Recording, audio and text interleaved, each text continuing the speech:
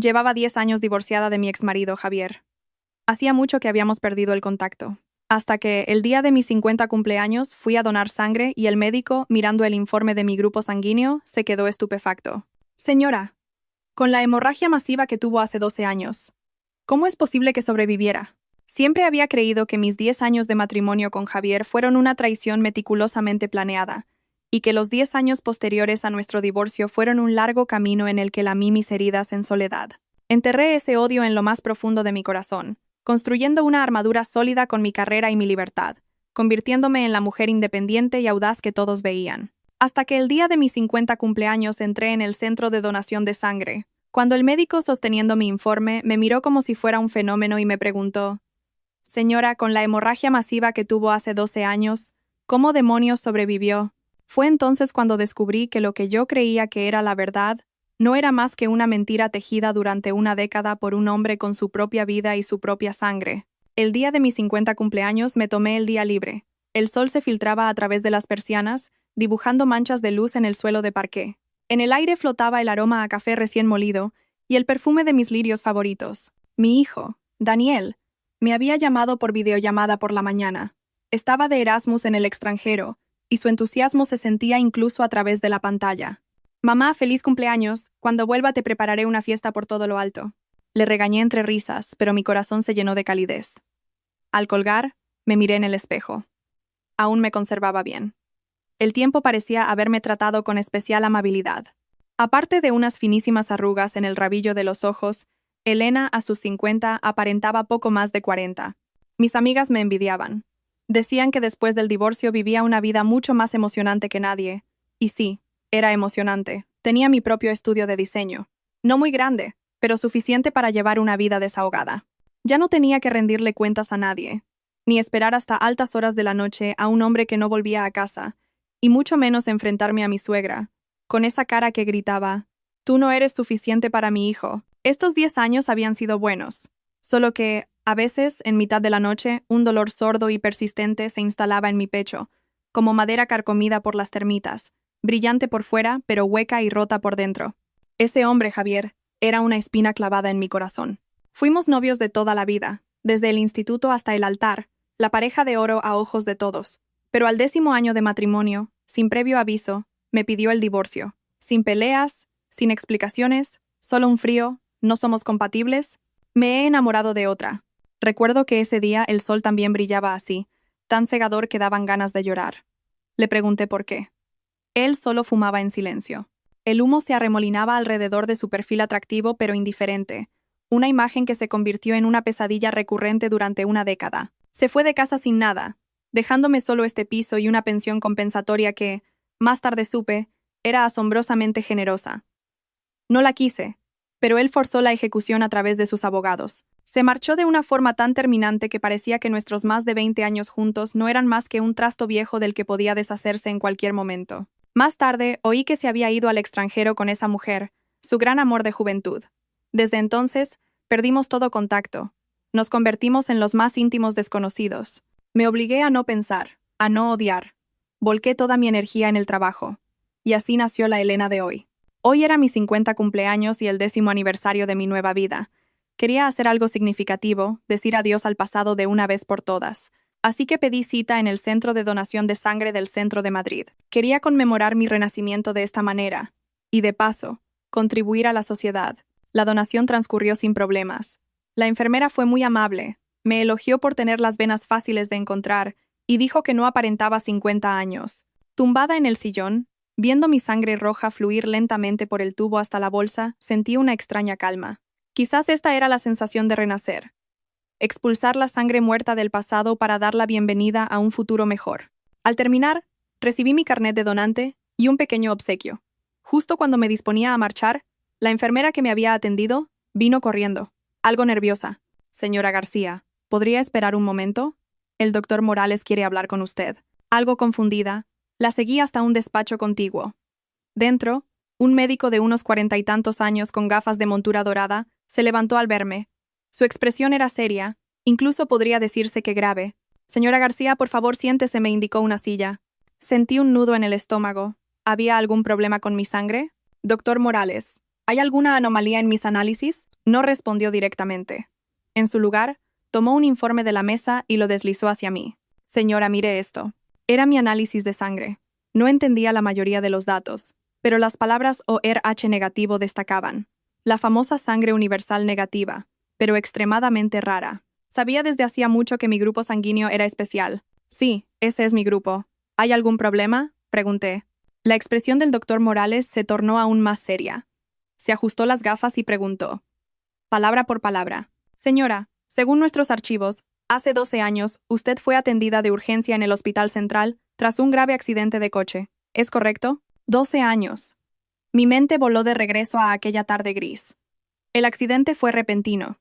Solo recuerdo el chirrido de los frenos, un impacto violento, y luego la oscuridad. Cuando desperté, estaba en el hospital. Javier estaba a mi lado, con los ojos inyectados en sangre y un rostro más pálido que el mío. Mis recuerdos de esa época son borrosos. Solo recuerdo el dolor constante y una somnolencia perpetua. El médico dijo que había perdido mucha sangre y que salvarme había sido un milagro. Estuve más de un mes ingresada. Tras el alta, estuve débil durante mucho tiempo. Javier se tomó una larga excedencia para cuidarme en casa. Probablemente fue el último periodo de ternura en nuestro matrimonio, pero la calma duró poco. 2 años después, me pidió el divorcio. Sí, así fue, asentí, con una creciente inquietud. Doctor, ¿qué ocurre? El doctor Morales respiró hondo, como si se estuviera armando de valor. Señaló un valor en el informe y dijo, con un tono casi de asombro, señora, el problema está aquí. Según su historial clínico de entonces, usted perdió más de 4.000 mililitros de sangre, una cantidad que se considera letal. En ese momento, las reservas de nuestro banco de sangre de su tipo, ORH negativo, estaban en mínimos históricos, completamente insuficientes para una cirugía de esa magnitud. Sus palabras cayeron como una bomba en mi cabeza. Me quedé helada. Sabía que había estado grave, pero no que había estado a las puertas de la muerte. Entonces, ¿cómo? Mi voz temblaba. ¿Cómo me salvaron? El doctor Morales me miró con una mezcla de curiosidad e incredulidad. Dijo marcando cada sílaba. Eso es lo que queríamos preguntarle a usted. En su historial solo consta transfusión exitosa, constantes vitales estables, pero la sección sobre el origen de la sangre está clasificada. Siendo realistas, con la cantidad de sangre que perdió, a menos que ocurriera un milagro. Hizo una pausa antes de pronunciar la frase que me hundió en un abismo de hielo. Usted no debería haber sobrevivido. No debería haber sobrevivido. Repetí sus palabras, sintiendo cómo la sangre se me helaba en las venas. El aire en el despacho pareció desaparecer, dejando solo mi respiración entrecortada y la del doctor. ¿Cómo era posible? Estaba viva, sana, había llegado a los 50. ¿Cómo que no debería haber sobrevivido? Mi mente era un caos. Fragmentos de recuerdos de hace 12 años me inundaron. El olor a desinfectante del hospital, el rostro pálido y demacrado de Javier, la sensación de vacío y debilidad en mi cuerpo. Todo era tan real y a la vez tan lejano. Doctor, ¿está seguro de que no hay un error? Pregunté con un hilo de voz, aferrándome a una última esperanza. Quizás los registros de entonces son incorrectos. O había otra forma. El doctor Morales negó con la cabeza. Su expresión solemne no admitía dudas. Señora, la medicina es una ciencia muy precisa. Una pérdida de 4.000 mililitros es fatal para cualquier adulto. Y más aún siendo usted de un grupo sanguíneo tan raro.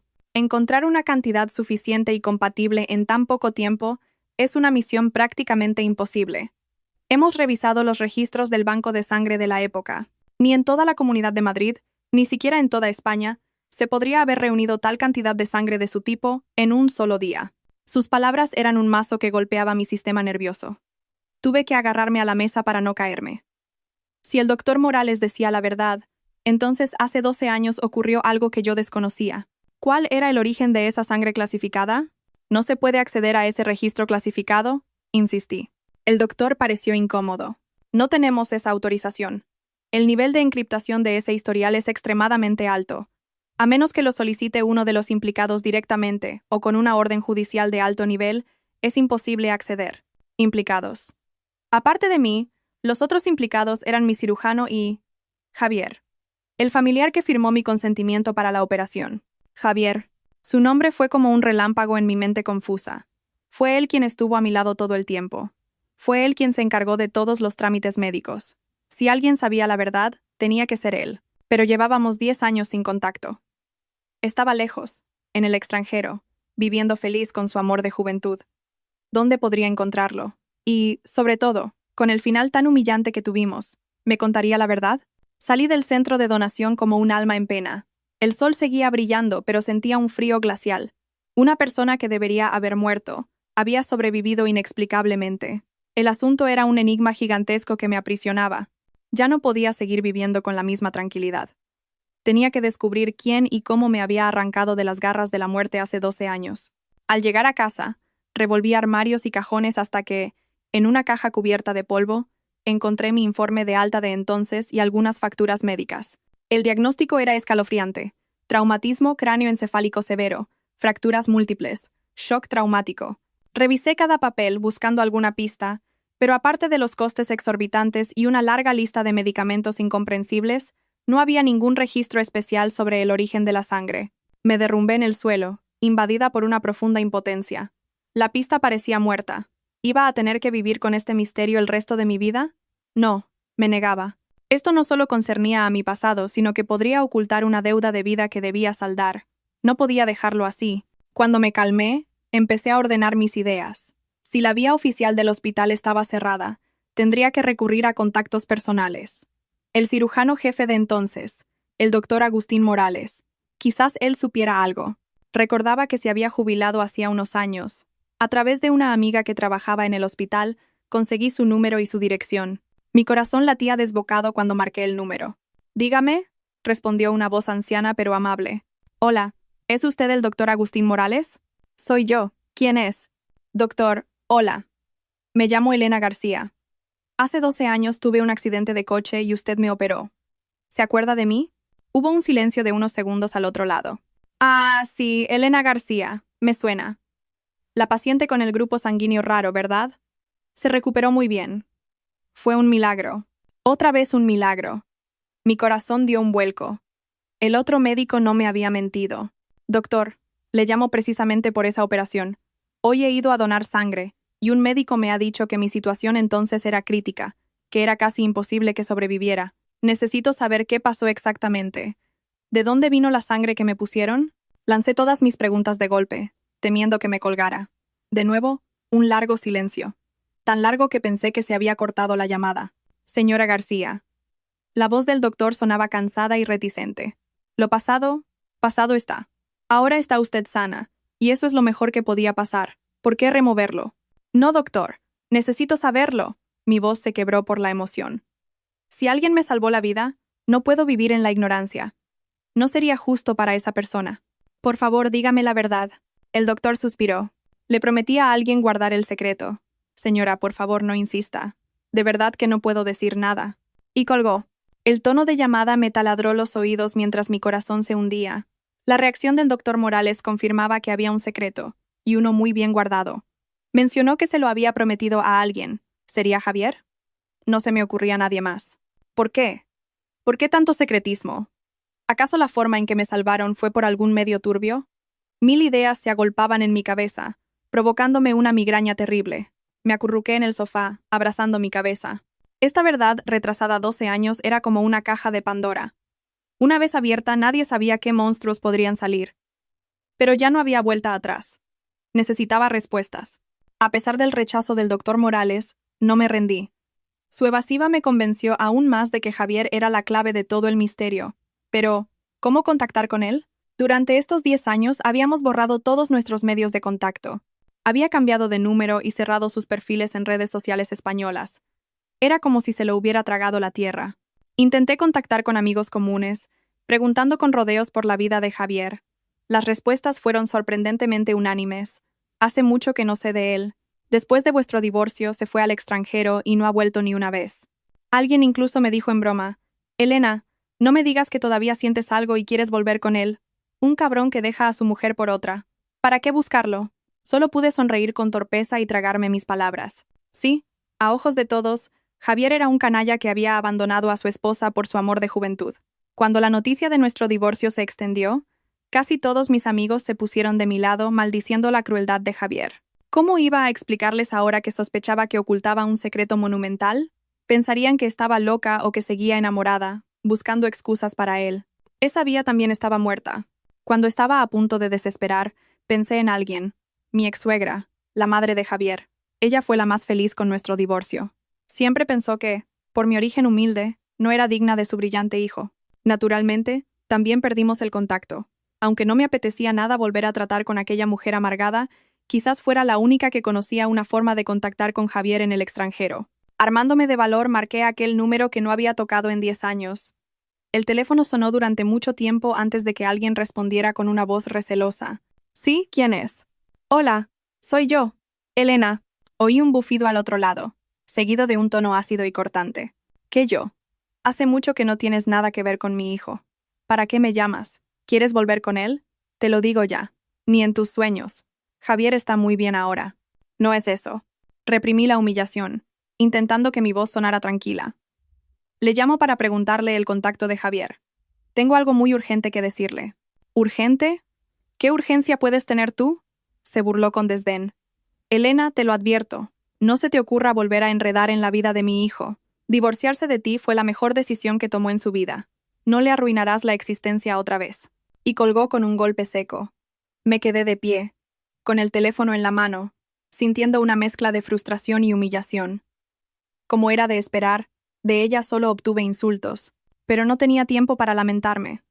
Si no podía encontrar a Javier, solo me quedaba volver al punto de partida, el Hospital Central. Estaba convencida de que todo lo que ocurre deja un rastro. Me tomé unos días libres y me pasé las mañanas en el archivo del hospital. La archivera, una señora a punto de jubilarse, me miraba con curiosidad.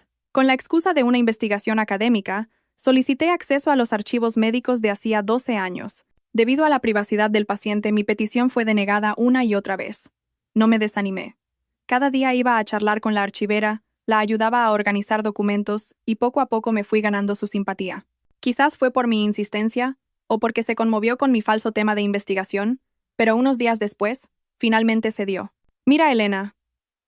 Por normativa, los historiales clínicos principales son inaccesibles, pero los diarios de trabajo del departamento de entonces y algunos registros de transfusiones externos, que no incluyen nombres de pacientes, si quieres verlos, te los puedo buscar. Era un avance enorme. Le di las gracias efusivamente. Pasé 2 días enteros rebuscando entre montañas de archivos.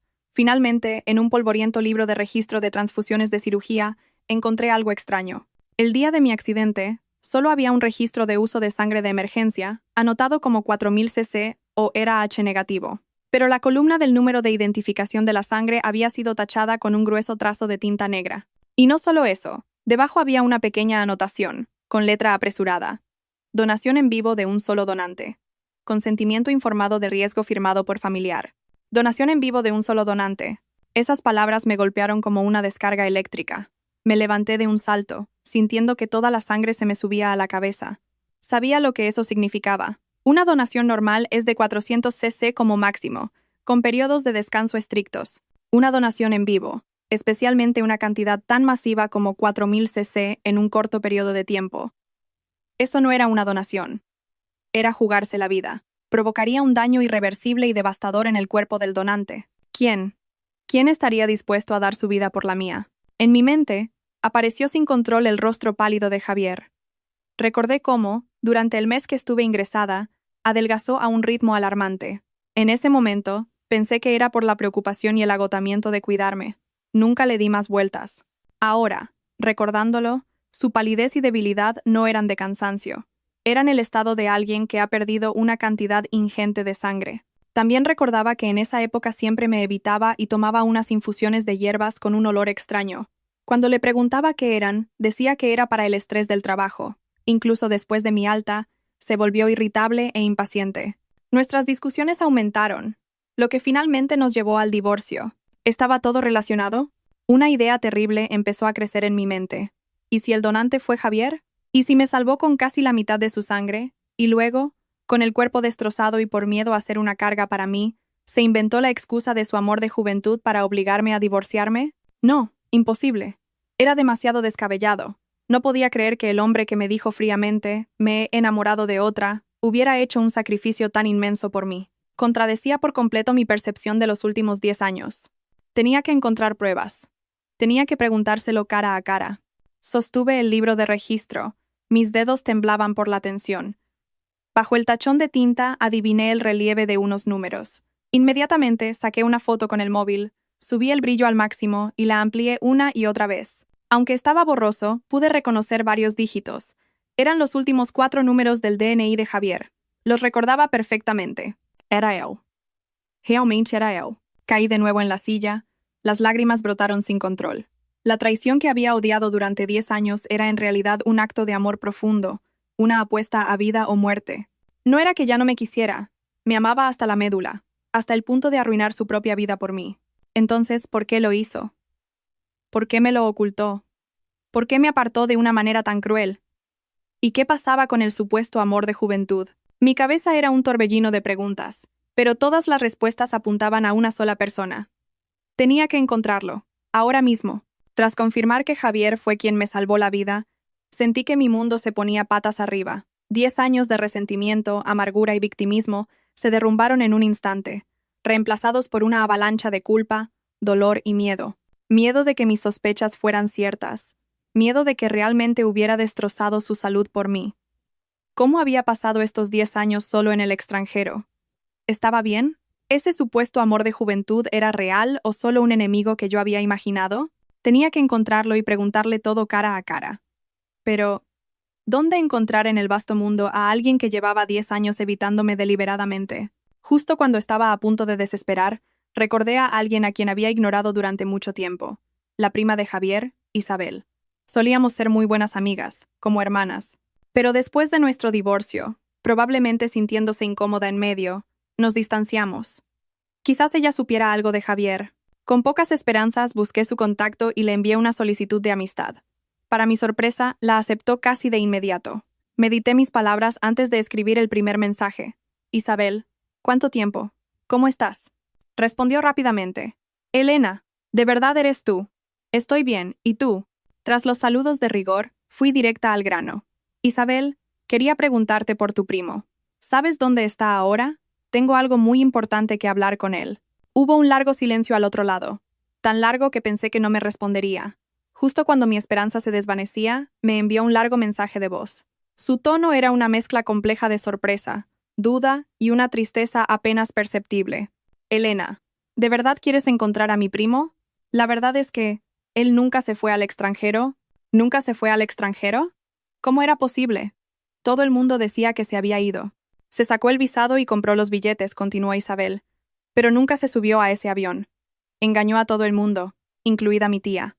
Se mudó a Toledo, a un sitio donde nadie lo conocía. Decía que si se iba demasiado lejos, temía que, si te pasaba algo, no pudiera llegar a tiempo. Sentí como una mano invisible me estrujaba el corazón, un dolor que me dejó sin aliento. No se había ido.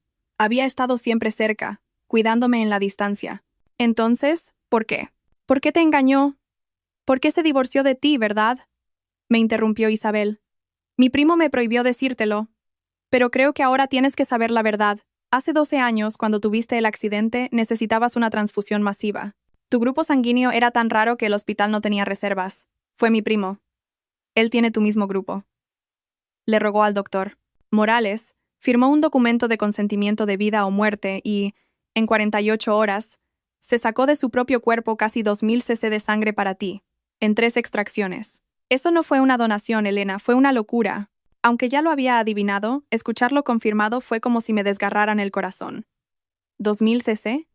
No podía imaginar esa sensación de vaciamiento. ¿Y después? Pregunté, con la voz rota por los sollozos. Después, tú te salvaste, pero su cuerpo quedó destrozado, la voz de Isabel también se quebró. Anemia severa, un sistema inmunológico por los suelos. Y lo peor, esa donación sobrehumana le provocó una complicación. Un daño irreversible en sus riñones. Insuficiencia renal crónica. Insuficiencia renal crónica.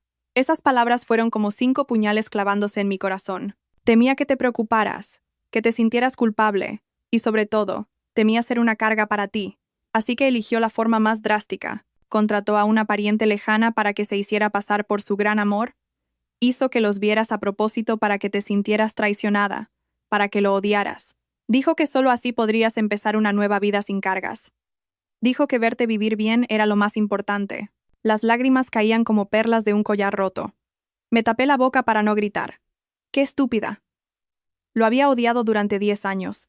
Había creído que era un canalla sin corazón, y la verdad era que había cambiado su salud y la felicidad del resto de su vida por mi bienestar.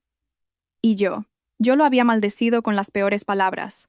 Lo había tratado con la más fría indiferencia, mientras disfrutaba del dinero que él me había dejado. ¿Dónde está, Isabel? Por favor, dime dónde está, ahora le supliqué, rota en llanto. Isabel me dio una dirección, un hospital de rehabilitación en Toledo. Últimamente no se encuentra bien. Ha estado allí haciendo diálisis. Elena, ve a verlo. Creo que, en el fondo, él también te echa mucho de menos. Colgué el teléfono y ya no pude contenerme más. Me derrumbé sobre el volante, llorando a gritos. Lloré por mi estupidez, por su profundo amor, por nuestros 10 años perdidos. Arranqué el coche y conduje hacia Toledo a toda la velocidad que pude. Durante el trayecto, los recuerdos de nuestro pasado se repetían en mi mente. Sus gestos buenos, sus gestos malos, su ternura, su frialdad, ahora todo encajaba. Su frialdad fue para alejarme, su determinación, para protegerme. Era el hombre que más me había amado en el mundo, y con quien tenía la mayor de las deudas. Poco más de una hora después llegué al hospital. Pero al pararme en la entrada, me acobardé. ¿Con qué cara me iba a presentar ante él? ¿Qué le diría? Lo siento, te quiero. Durante 10 años, él había soportado el tormento de la enfermedad en silencio, mientras yo vivía una vida cómoda con su dinero. ¿Qué derecho tenía a reaparecer en su vida? Respiré hondo varias veces. Me sequé las lágrimas y finalmente reuní el valor para entrar. Pregunté en recepción por la habitación de Javier García. Cuando llegué a la puerta y miré por la ventanilla de cristal, mis pies se clavaron en el suelo. El hombre que yacía en la cama estaba demacrado, con el rostro amarillento y tan delgado que parecía un esqueleto. Si no fuera por sus facciones familiares, jamás habría creído que era el Javier vibrante y lleno de vida que yo conocía. El tiempo y la enfermedad habían dejado en él una marca cruel. Una mujer estaba sentada a su lado, pelándole una manzana con ternura. Parecía joven, de rasgos finos. ¿Sería ella el gran amor? Una acidez indescriptible, y celos me invadieron. En ese momento, la mujer pareció notar mi mirada y levantó la cabeza. Cuando nuestros ojos se encontraron, el aire se congeló. En su mirada no había la hostilidad o el desafío que yo esperaba, sino sorpresa y una especie de comprensión. Dejó la manzana, se levantó, me hizo un gesto para que esperara, y tras cerrar la puerta con cuidado, se acercó a mí. Caminaba con ligereza, olía levemente a desinfectante, y su bata blanca le daba un aire sereno. «Usted es Elena, ¿verdad?», dijo con voz suave pero segura. Asentí, con un torbellino de emociones. Celos, culpa, ansiedad. No sabía qué decir. Me llamo Sofía Ramos. Soy la médico de cabecera del señor García. Médico de cabecera. Me quedé atónita. No era su amor. ¿Usted? ¿No es? Balbucí. Sofía adivinó mi confusión y sonrió con una mezcla de resignación y compasión. Sé lo que está pensando. El supuesto gran amor era una compañera mía de la facultad. Actriz. El señor García le pagó una suma de dinero para que representara una obra de teatro. Una obra solo para usted. La verdad se reveló de una forma que nunca habría imaginado, más cruel y clara de lo que pensaba. Desde el principio, había sido su obra en solitario. Había orquestado una traición para que yo pudiera marcharme con la conciencia tranquila. Me apoyé en la fría pared, sintiendo que me fallaban las fuerzas. ¿Cómo? ¿Cómo está él?, logré preguntar, con una voz ronca que no reconocí como mía. El rostro de Sofía se ensombreció. La situación no es buena. Su insuficiencia renal crónica ha entrado en la fase terminal, lo que se conoce como uremia. Lleva años manteniéndose con diálisis, but últimamente su cuerpo responde cada vez peor, y han aparecido múltiples complicaciones. Uremia. Aunque no era médico, sabía lo que significaban esas palabras. Significaban que su vida se estaba apagando poco a poco. ¿No hay otra solución? ¿Un trasplante? Se puede hacer un trasplante de riñón, ¿verdad? Me aferré a su brazo como si fuera mi última esperanza. Teóricamente, un trasplante de riñón es el mejor tratamiento, suspiró Sofía. Pero el grupo sanguíneo del señor García es muy particular, o RH negativo. Encontrar un riñón compatible es extremadamente difícil. Llevamos años en la lista de espera nacional sin noticias. Otra vez el grupo sanguíneo. El mismo que me salvó la vida ahora era la soga que lo ahogaba. ¡Qué ironía!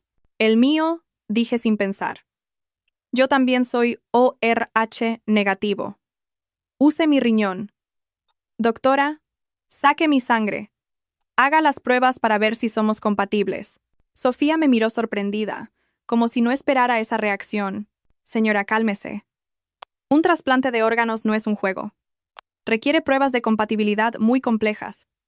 E incluso si fueran compatibles, el donante asume un riesgo enorme. No me importa, la interrumpí, con una firmeza que nunca antes había tenido. Él pudo dar su vida por mí. ¿Por qué no puedo darle yo un riñón? Doctora, por favor, deme una oportunidad. Dele una oportunidad ya a él. Viendo mi determinación, Sofía guardó silencio un momento, y finalmente asintió. De acuerdo, organizaré las pruebas de compatibilidad. Pero señora, debo advertirle que no se haga demasiadas ilusiones. Incluso entre familiares directos, la probabilidad de éxito no es alta. Entiendo, respiré hondo, intentando calmarme. Gracias, doctora. Y gracias por cuidarlo todos estos años. Es mi trabajo, negó con la cabeza. La verdad es que el señor García es un paciente muy fuerte. Tiene unas ganas de vivir increíbles. Una vez le pregunté por qué. Me dijo que temía que si él se iba, ya no habría nadie que pudiera donarle sangre a usted. Esa frase volvió a romperme. Ese tonto. Incluso en este estado, seguía pensando en mí. Sofía me llevó a hacerme una serie de pruebas complejas y análisis de sangre. La espera de los resultados fue una tortura. Cada minuto, cada segundo, era como estar sobre brasas. Me quedé fuera de la habitación de Javier, mirándolo con avidez a través de la ventanilla. La mayor parte del tiempo dormía. Cuando despertaba, se quedaba mirando el techo con una expresión vacía que partía el alma. No me atrevía a entrar. Temía que mi presencia lo alterara, y más aún, temía que al verlo consumido por la enfermedad perdería el control. Así pasé un día y una noche, de guardia en la puerta. A la tarde siguiente, Sofía se acercó con un informe, su rostro grave. Elena, ya tengo los resultados de compatibilidad. Mi corazón se detuvo. La miré, conteniendo la respiración. ¿Y bien? ¿Son compatibles? Los ojos de Sofía estaban llenos de pesar. Negó suavemente con la cabeza. Lo siento. Aunque vuestro grupo sanguíneo es el mismo, varios de los marcadores HLA clave no coinciden. El riesgo de rechazo es muy alto. No podemos operar. No coinciden. El resultado fue como un cubo de agua helada. Mi última esperanza se había desvanecido. ¿Por qué? ¿Por qué el destino tenía que ser tan cruel, darme una esperanza para luego arrebatármela? ¿Y ahora qué? ¿Qué va a pasar con él? Agarré a Sofía, mi voz llena de desesperación. La expresión de Sofía también era sombría. Solo podemos seguir esperando que aparezca un riñón compatible. No terminó la frase, pero entendí lo que quería decir. El cuerpo de Javier quizás no pudiera esperar más. Justo cuando estaba sumida en la desesperación, sonó mi móvil, un número desconocido. Me sequé las lágrimas y respondí con voz ronca. Al otro lado, oí una voz que no esperaba. Mi ex-suegra. Pero esta vez, su tono no era ácido, sino lleno de angustia y llanto. Elena, ¿estás en el hospital? Corre a ver a Javier. Lo acaban de llevar a la UCI. Están intentando reanimarlo. Sus palabras fueron una bomba. Ni siquiera me paré a pensar cómo sabía que estaba allí. Solo sentí que todo se volvía negro, que el mundo giraba a mi alrededor. ¿La UCI? ¿Por qué? Si hace un momento estaba bien, grité al teléfono, mi voz distorsionada por el pánico. No lo sé. El médico ha llamado diciendo que ha sufrido una insuficiencia cardíaca repentina. Su voz al otro lado era un sollozo ahogado. Colgué y corrí como una loca hacia la UCI. Sofía me seguía de cerca, intentando calmarme, pero no oía nada. En mi mente solo había un pensamiento.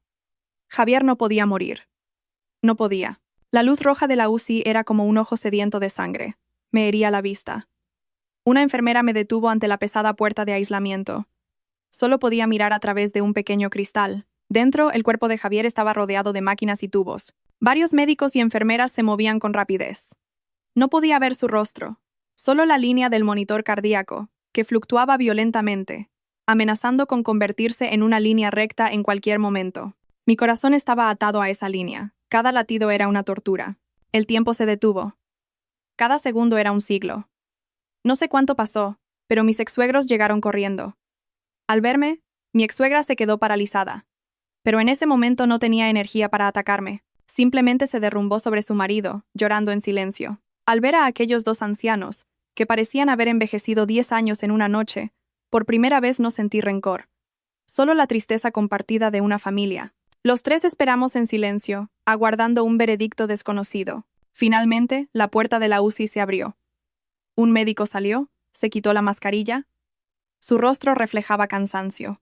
De momento, hemos conseguido estabilizar al paciente, dijo. Los tres suspiramos aliviados, como si nos hubieran salvado de ahogarnos. Pero el médico continuó, y nuestros corazones volvieron a encogerse. Pero es solo temporal. Su función renal es prácticamente nula, lo que provoca una acumulación de toxinas y líquidos. El corazón está sobrecargado, lo que ha provocado el fallo cardíaco agudo. Si no recibe un trasplante de riñón pronto, esta situación puede repetirse en cualquier momento. Y la próxima vez, puede que no podamos hacer nada. Doctor, por favor, salve a mi hijo, mi ex-suegra se arrodilló llorando. El médico la ayudó a levantarse, suspirando con impotencia. Hemos hecho todo lo posible. Ahora mismo, lo único que puede salvarlo es un riñón compatible. Ya hemos puesto su caso como prioridad máxima a nivel nacional. Pero deben estar preparados para lo peor. Preparados para lo peor. ¡Qué palabras tan crueles! Mi ex-suegra lloraba hasta casi desmayarse. Su marido la sostenía. Y este hombre, siempre tan fuerte, también tenía los ojos rojos, secándose las lágrimas con su mano temblorosa. Yo estaba a un lado, sintiéndome como una extraña, pero con un dolor más profundo que nadie. Yo lo había causado. Si no fuera por salvarme a mí, no estaría enfermo, no estaría luchando por su vida. La culpa me devoraba como una serpiente venenosa. En ese momento, mi hijo Daniel apareció al final del pasillo. Venía corriendo, sin aliento, su rostro joven lleno de preocupación. «Mamá». Se acercó rápidamente. «Te he llamado y no contestabas. He llamado a la abuela y me ha dicho que papá estaba mal. ¿Cómo está?» Al ver a mi hijo, no pude más y me abracé a él, llorando desconsoladamente. «Daniel, tu padre, se está muriendo». Le conté entre sollozos lo que había dicho el médico. El rostro de Daniel se puso blanco como el papel. Desde pequeño, había visto poco a Javier, especialmente después del divorcio. Para él, su padre era una figura distante e irresponsable. Pero la sangre es más espesa que el agua, y ante la muerte, todo rencor desaparece. «¿Cómo ha podido pasar esto?», murmuró, en estado de shock. Me sequé las lágrimas y miré a mi hijo, alto y guapo. Una idea cruzó mi mente como un rayo. «Daniel». Le cogí la mano como si fuera mi último salvavidas. «¿Cuál es tu grupo sanguíneo?». Daniel se quedó perplejo. «ORH negativo». «Como el tuyo y el de papá». «Mamá, ¿por qué lo preguntas?». «Como el tuyo y el de papá». Mi corazón se aceleró. Una llama de esperanza se reavivó en mi alma. «Daniel, escúchame», lo miré a los ojos, con una seriedad que nunca había tenido. «Tu padre necesita un trasplante de riñón. Es la única forma de salvarlo. Mi compatibilidad ha fallado. Ahora, la única esperanza podría ser tú». Daniel se quedó completamente paralizado. No esperaba que su bienvenida a casa fuera una decisión tan difícil. «Yo». Abrió la boca, pero no supo qué decir. Sabía que mi petición era repentina y egoísta. Era tan joven, con toda la vida por delante, y le estaba pidiendo que asumiera el riesgo de donar un órgano. Me dolía hacerlo, pero al mirar hacia la UCI, hacia el hombre que pendía de un hilo, no tenía otra opción. «Daniel, sé que es egoísta, pero es tu padre. Es el hombre que dio su vida por mí», le conté, con la voz quebrada. Toda la verdad de hacía 12 años. Todo lo que Javier había soportado. Daniel escuchó en silencio. Su expresión pasó del asombro a la ira, luego a la tristeza, y finalmente a una calma y madurez impropias de su edad. Guardó silencio durante tanto tiempo que pensé que se negaría. Entonces, levantó la cabeza. Sus ojos enrojecidos me miraron y dijo, palabra por palabra: «Mamá, quiero hacerlo. Haré las pruebas de compatibilidad. Si funcionan, usaré mi riñón para salvar a mi padre». La decisión de Daniel fue un rayo de luz en nuestra oscuridad. Mis ex-suegros, emocionados, lloraban de alegría, agarrando la mano de Daniel y repitiendo «buen chico». La doctora, Sofía, fue informada de inmediato y organizó un examen completo y las pruebas de compatibilidad para Daniel. Los 2 días de espera fueron los más largos y angustiosos de mi vida. Deseaba que la compatibilidad fuera un éxito, pero a la vez lo temía. Deseaba que Javier se salvara, pero temía que la operación causara un daño desconocido en el cuerpo de mi hijo. Esta contradicción casi me destrozó. Daniel, en cambio, estaba más tranquilo que yo. «Mamá, no te preocupes», me consolaba. «Ya he investigado. La medicina está muy avanzada. Donar un riñón no afecta mucho a la calidad de vida. Además, es mi padre, el que me dio la vida. No puedo dejarlo morir». Mirando el perfil maduro y decidido de mi hijo, sentí una mezcla de orgullo y dolor. En esos 2 días, el estado de Javier se estabilizó y fue trasladado de la UCI a una habitación normal. Pero seguía muy débil, durmiendo la mayor parte del tiempo. Finalmente, reuní el valor para entrar en su habitación. Estaba tumbado, con los ojos cerrados, sus largas pestañas proyectando una sombra oscura en sus párpados. Su nariz, antes tan recta, ahora parecía frágil. Me senté a su lado y tomé suavemente su mano fría. Esa mano, antes tan ancha y cálida, capaz de protegerme de todo, ahora era solo piel y huesos. Mis lágrimas cayeron una a una sobre su piel. Javier. Sollocé, con 1000 palabras atascadas en la garganta, sin poder decir ninguna. Lo siento, gracias, te quiero. Las repetí en mi mente 1.000.000 de veces, pero todas parecían insignificantes ante su sacrificio. Pareció sentir algo. Sus pestañas temblaron y abrió los ojos lentamente. Aquellos ojos, antes tan brillantes y profundos, ahora estaban apagados. Me miró, sorprendido, y luego esbozó una sonrisa amarga. ¿Por qué has venido? Su voz era un susurro. ¿No debería haber venido? Mis lágrimas cayeron con más fuerza. Javier, eres un idiota. El idiota más grande del mundo. ¿Por qué lo hiciste? ¿Por qué me engañaste? No dijo nada. Solo me miró en silencio, con esa ternura y culpa que yo conocía tan bien. Lo siento, dijo con dificultad. Te asusté, ¿verdad? Idiota. No pude contenerme más y me derrumbé llorando sobre su cama. ¿Sabes cuánto te he odiado? Te he odiado durante 10 años. Pensé que ya no me querías, que te habías ido con otra. ¿Cómo pudiste hacerme esto? ¿Cómo pudiste ser tan cruel? Intentó levantar la otra mano para acariciarme la cabeza, como antes, pero no tuvo fuerzas. Solo pudo rozarme el pelo con los dedos. Elena. Lo siento, suspiró. Solo quería que vivieras bien. Sin cargas. Sin culpas. Que vivieras bien. Pero no he vivido bien. Lloré. Sin ti, no he vivido nada bien. Javier, por favor, ponte bueno. Volvamos a casarnos, ¿vale? No nos separemos nunca más. Me miró. Sus ojos turbios se llenaron de lágrimas. Sonrió, pero las lágrimas rodaron por sus sienes. Tonta, dijo. Ya somos viejos para estas cosas. En ese momento, la puerta se abrió. Sofía y Daniel entraron juntos. El rostro de Sofía irradiaba una alegría contenida. Tenemos los resultados, levantó el informe. Compatibilidad perfecta. Señor García, Daniel, todos sus marcadores son ideales. Podemos programar la cirugía de inmediato. La noticia iluminó la habitación. Javier miró a Daniel con una expresión compleja. Intentó incorporarse, diciendo con agitación: No, no lo acepto.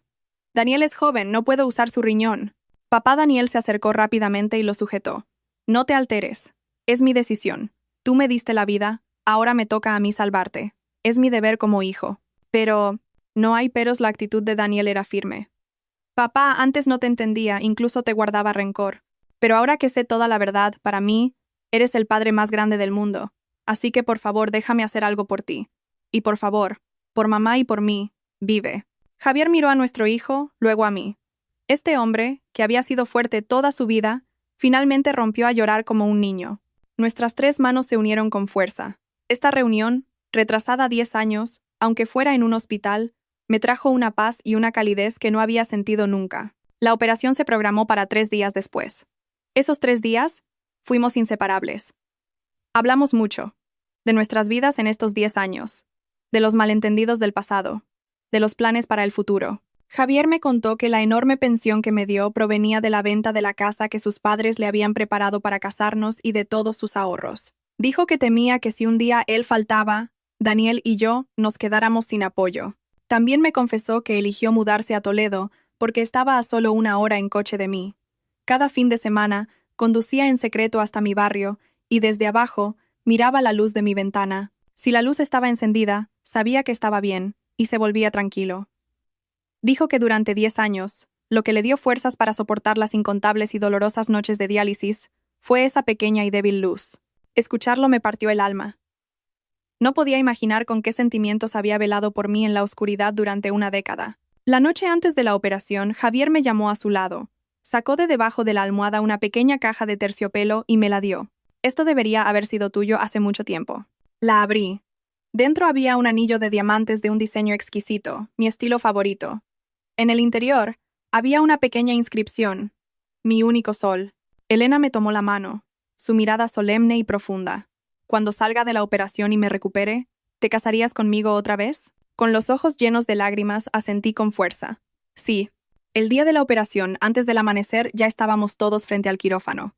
Javier y Daniel entraron uno tras otro. Cuando la pesada puerta se cerró, mi corazón se quedó en suspenso. La espera es la tortura más cruel. Mis ex-suegros, Isabel, que había venido expresamente desde el extranjero, y yo, nos sentamos en el pasillo. Nadie decía nada. El tiempo pasaba, minuto a minuto. Las letras rojas en operación eran como un hierro candente en mi corazón. Junté las manos y recé una y otra vez, pidiendo a todos los santos que protegieran a los dos hombres más importantes de mi vida. No sé cuánto tiempo pasó, quizás horas, quizás un siglo. Finalmente, la puerta del quirófano se abrió. El cirujano principal salió, se quitó la mascarilla, su rostro cansado pero con una sonrisa de satisfacción. La operación ha sido un éxito, anunció. El trasplante se ha realizado sin complicaciones. El nuevo riñón ya está funcionando en el cuerpo del señor García. Daniel también está bien. Tras un periodo de observación, podrán volver a la habitación. En un instante, el pasillo estalló en una mezcla de vítores y sollozos ahogados. Mi ex-suegra me cogió la mano, llorando de emoción. Elena, gracias. Gracias por criar a un hijo tan bueno.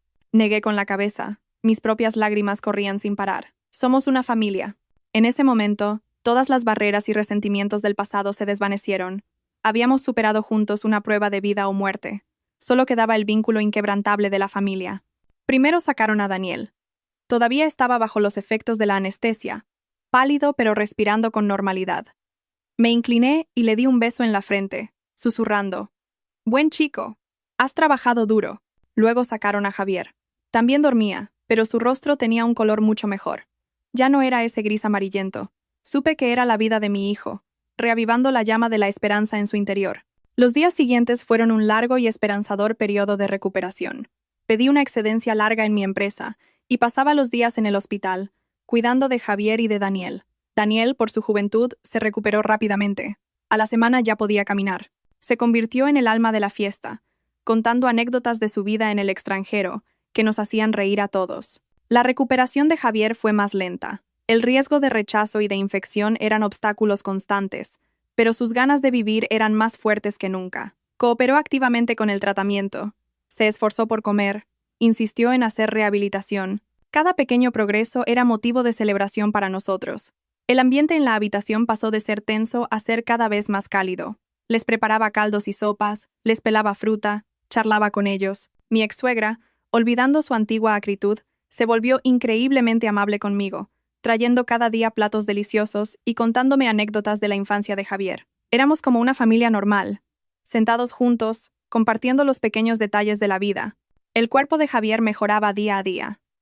El color volvió a su rostro. Ganó algo de peso. La mirada que me dirigía recuperó su antiguo brillo y profundidad. A menudo, en la habitación, nos cogíamos de la mano sin decir nada, solo mirándonos, como si quisiéramos recuperar los 10 años perdidos. Un mes después, Daniel recibió el alta. Este suceso cambió sus planes de vida. Decidió quedarse en España para estar cerca de nosotros. Otro mes después, Javier también pudo irse a casa. El día del alta, el sol brillaba con fuerza. Por fin, nuestra familia salía unida y completa por la puerta del hospital. Al respirar el aire fresco y mirar el cielo azul, todos sentimos que habíamos vuelto a nacer. Lo primero que hizo Javier al llegar a casa fue sacar de un cajón el certificado de divorcio que había guardado durante 10 años y romperlo en 1000 pedazos delante de mí. Esto debería haber desaparecido hace mucho, dijo sonriendo. Lo miré y sonreí también, con los ojos húmedos. Sí, debería haber desaparecido hace mucho. Entre nosotros, nunca debería haber existido ese papel. El camino hacia la recuperación total era largo. Javier tendría que tomar medicación antirrechazo de por vida y hacerse revisiones periódicas. Pero no teníamos miedo. Sabíamos que mientras estuviéramos juntos, no había obstáculo insuperable. 6 meses después, Javier estaba prácticamente recuperado. Volvió a su pasión, la arquitectura. Aunque no podía trabajar al mismo ritmo frenético de antes, abrió su propio estudio y, con un equipo de jóvenes diseñadores, se dedicó a proyectos que le gustaban. Mi empresa también seguía creciendo, y Daniel encontró un trabajo que le encantaba. La vida parecía haber vuelto a la normalidad, pero algo había cambiado fundamentalmente.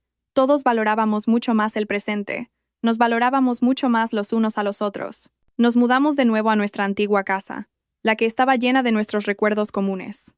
Cada mañana, me despertaba con el sol y veía el rostro dormido de Javier a mi lado. Desayunábamos juntos, luego lo llevaba a su estudio y yo me iba a mi empresa. Por la noche, cocinábamos juntos, charlábamos con Daniel o nos acurrucábamos en el sofá a ver la televisión.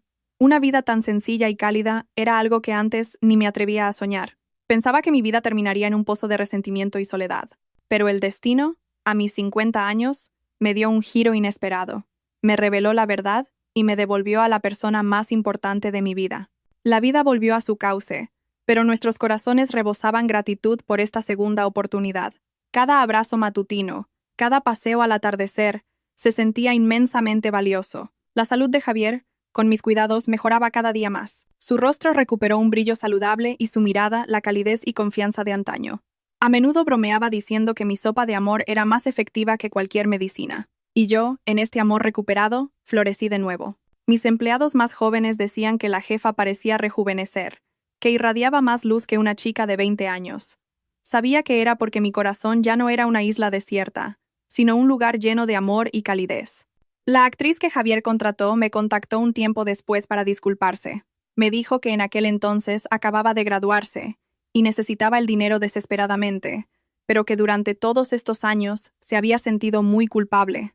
No la culpe, al contrario, le di las gracias.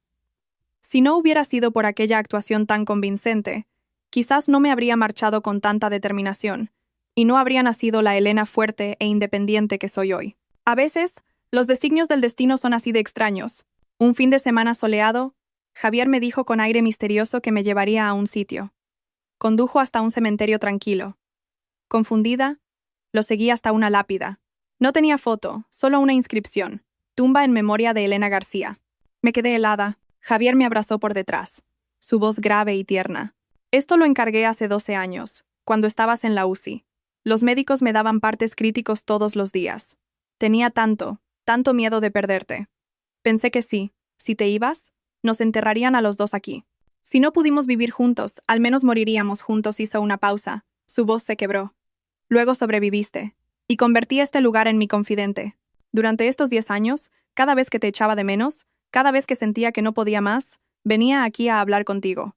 Fingía que seguías aquí, escuchándome. Me giré y lo miré a sus ojos llenos de amor, con el rostro cubierto de lágrimas.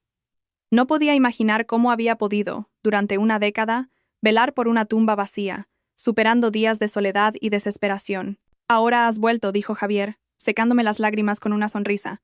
Así que esto también debe desaparecer. Sacó un mazo del coche y acercándose a la lápida la rompió a martillazos.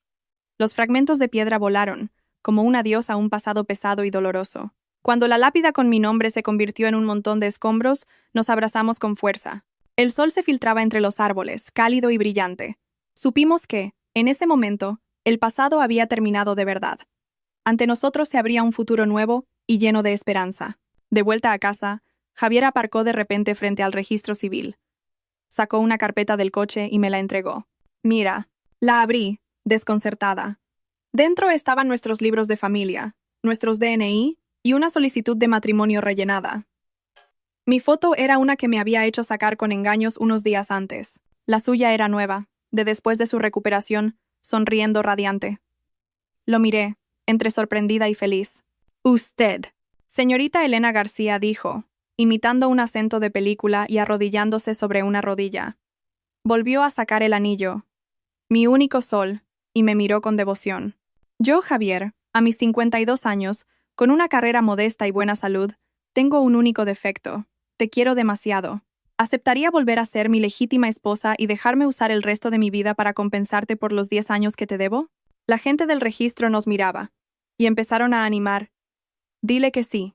Dile que sí.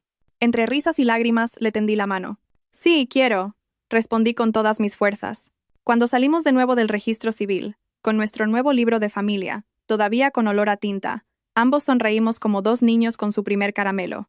Los 50 realmente pueden ser el comienzo de todo.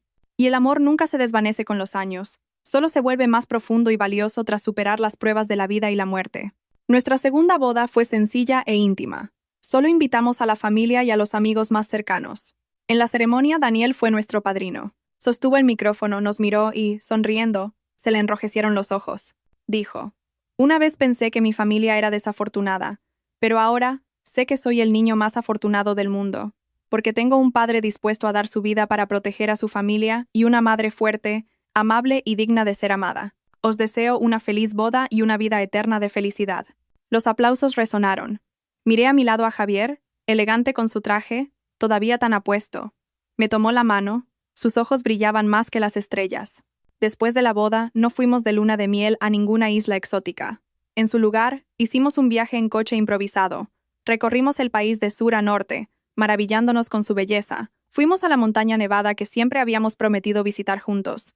En la cima, Javier me envolvió en su abrigo y gritó a la nieve: «Elena, te quiero». También visitamos un tranquilo pueblo costero. Paseamos por la playa cogidos de la mano, viendo cómo el atardecer teñía el mar de oro. «Elena, ¿sabes?», me dijo Javier. «La mayor suerte de mi vida no fue el éxito profesional, ni nada de eso. Fue que, cuando tenía 8 años, a la casa de al lado se mudó una niña con 2 coletas que me sonrió. Y esa sonrisa, la he recordado toda mi vida». Me apoyé en su hombro, sintiendo una felicidad inmensa.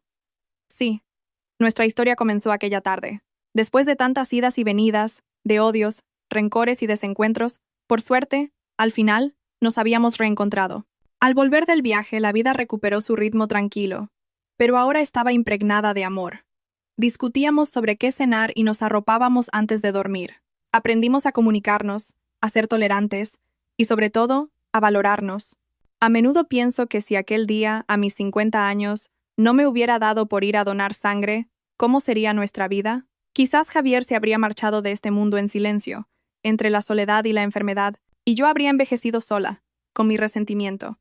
Nos habríamos convertido en el eterno remordimiento en la vida del otro. Pero afortunadamente no hay y sí. El destino, de una forma casi cruel, desveló la verdad, pero también nos dio una segunda oportunidad. Me enseñó que el amor no es posesión ni exigencia, sino entrega, protección. Es la determinación de proteger a quien amas, aunque te hagas pedazos. Ahora Javier y yo solemos ir como voluntarios al centro de donación de sangre para concienciar a la gente. Cada vez que veo esa sangre roja fluir hacia la bolsa, es como si viera fluir la esperanza de vida. Sé que en algún rincón del mundo hay personas como Javier, protegiendo en silencio a sus seres queridos con su propia vida. El amor es el milagro más grande del mundo. Puede trascender la vida y la muerte, resistir el paso del tiempo y hacer que un corazón roto vuelva a estar completo. Y yo he tenido la inmensa suerte de ser testigo y dueña de ese milagro. Miro por la ventana. El atardecer es perfecto. Javier está ocupado en la cocina. Daniel lee en el salón. Todo es paz y armonía. Tomo mi pluma y escribo en mi diario: «Hola, 50 años. Hola, resto de mi vida».